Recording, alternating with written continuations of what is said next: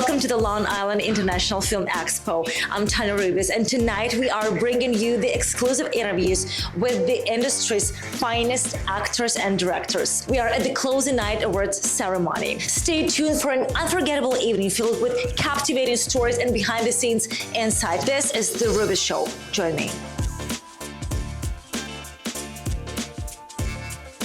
What trends and changes have you observed in terms of the types of films that were submitted to this film festival? Well, probably about 10 years ago, we started seeing horror films.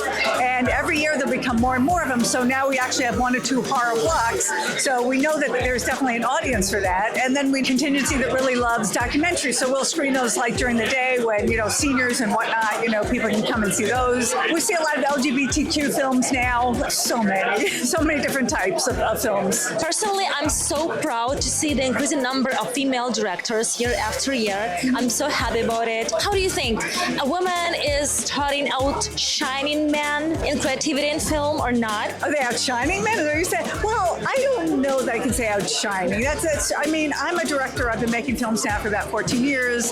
I've got a feature called Only Woman in the World. It's on Tubi and Prime. And I have a new feature in post-production called The Waitlist, a lovish story. And I'm working on another one called Brimstone. So I don't know if we're outshining men, but there's definitely a lot more of us now, which is really cool.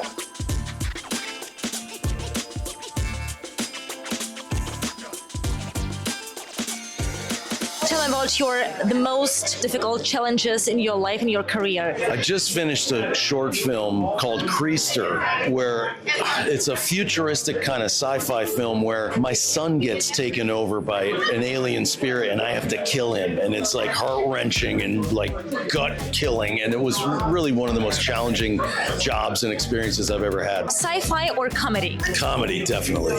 Comedy or drama? Comedy times infinity.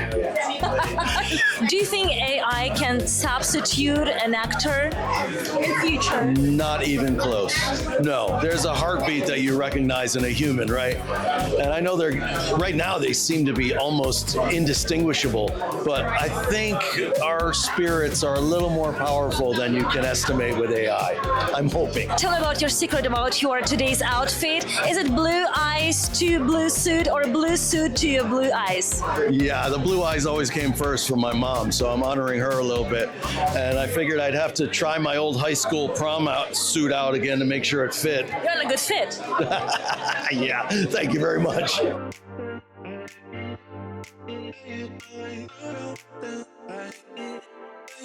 Have you ever had this situation when you started working with an actor being known as difficult?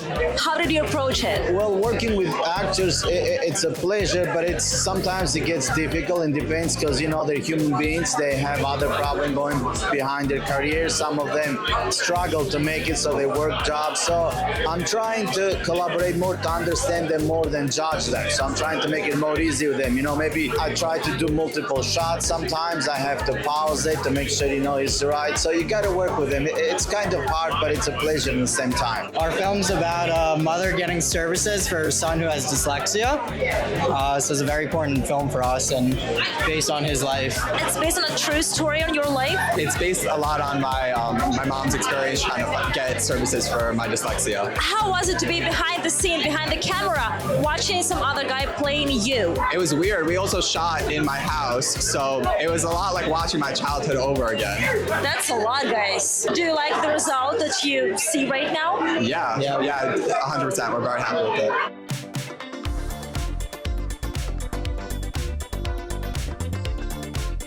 Have you ever had a co-partner you don't get along with and you needed to manage it? What was your approach? Let's see. In terms of colleagues or things like that, or yes. Definitely. I think independent filmmaking, there are moments where you have disagreements with your collaborators, and it is sometimes hard to figure out a way to move forward. But when you make a film like this, that's a labor of love.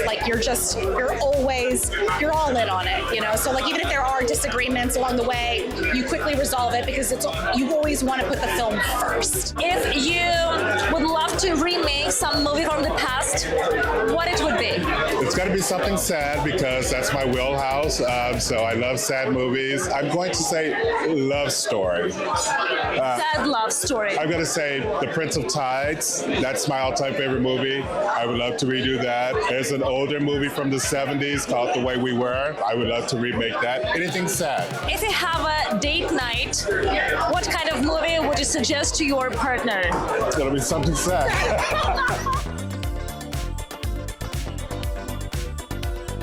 Happy premiere day. Thank you so much. Tell us more about it. Well, it's a film about self-actualization during the 2020 pandemic. We had a lot of time on our hands to think about our lives and also the lives of other people and our own families, communities, and then the rest of the world. What did you do personally in 2020? Oh, I made this film. That was one of the things that I did. I spent a lot more time thinking about other people. I spent a lot more time learning and reading about new things as well.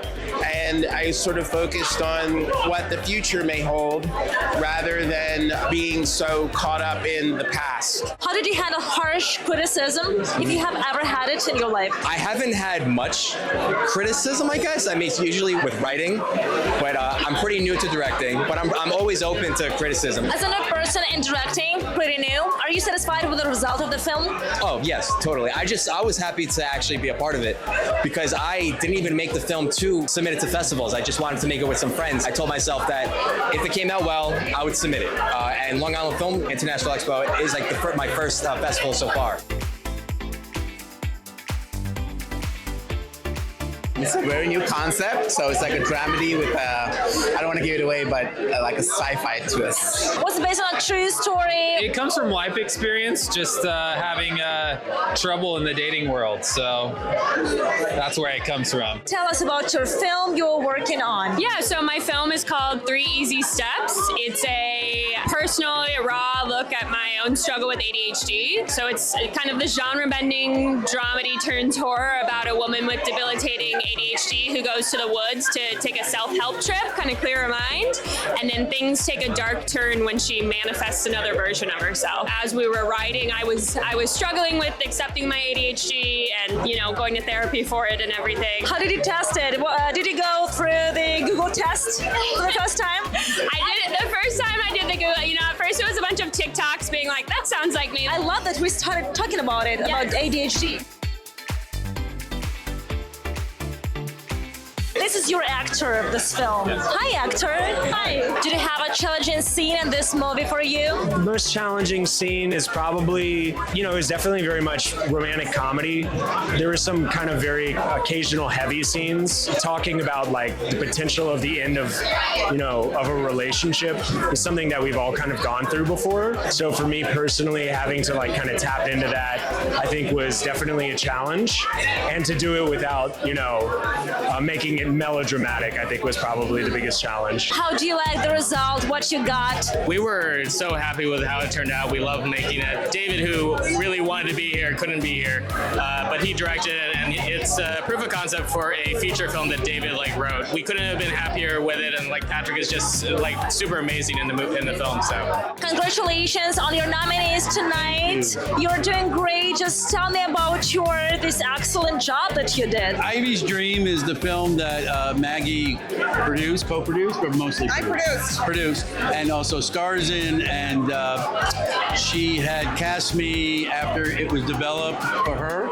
Yeah. And then I got on board, and we workshopped it with the writer. And several festivals later, we won a few awards, and we're very proud of it. Do you have your favorite moment in this movie together, where you play the couple? My favorite moment is I have a phone call with my daughter. So the moment together is when you basically tell me I have to talk to my daughter on the phone and I'm not ready to. Right. And I have to sort of put on the happy face to talk to my daughter in the middle of this grief. What are your expectations about tonight's nominees? Expectations, no. I mean, it would be fun. I mean, he 100% deserves the nomination. He was an amazing scene partner to work with. You do. I think she's going to win. I don't know. We'll see.